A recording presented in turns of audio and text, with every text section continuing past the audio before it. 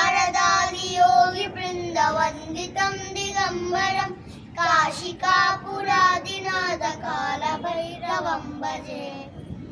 भानुकोटिभास्वरं भवाब्धितारकं परं नीलकण्ठमीप्सितार्धनायकं त्रिलोचनं कालकालमम्बुजाक्षमक्षसूर्यमक्षरं काशिकापुरादिनाथ कालभैरवं भजे।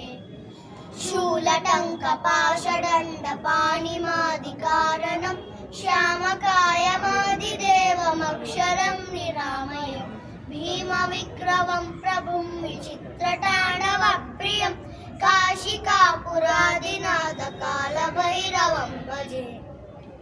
धर्तिमुक्तिदायकं प्रशस्तचारुविग्रहं भक्तवत्सलं स्थितं समस्तलोकनिग्रहं निनिक्वनिन्मनोज्ञहेमकिङ्किणीलसत्कटिं काशिकापुरादिनाथ कालभैरवं भजे।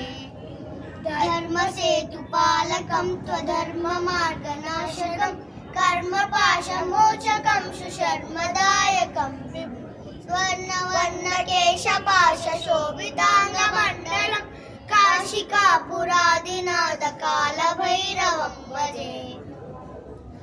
रत्नपादुकाप्रभाभिरामपद्मयुग्मकं नित्यमद्वितीयमिष्टदैवतं निरन्तरं मृत्युदर्पनाशनं करालदं श्रभीषणं काशिकापुरादिनाथ कालभैरवं भजे। अट्टहासभिन्नपद्मजाण्डकोशसन्ततिं तुष्टिपादनष्टपादजालमुग्रशासनम् अष्टसिद्धिदायकं कपालमादिकारणं काशिकापुरादिनाथ कालभैरवं भजे। भूतसङ्गनायकं विशालकीर्तिदायकं काशीवासिलोकपुण्यपापशोधकं नीतिमार्गकोविदं पुरातनं जगत्प्रभुं काशिकापुरादिनाथ कालभैरवं भजे।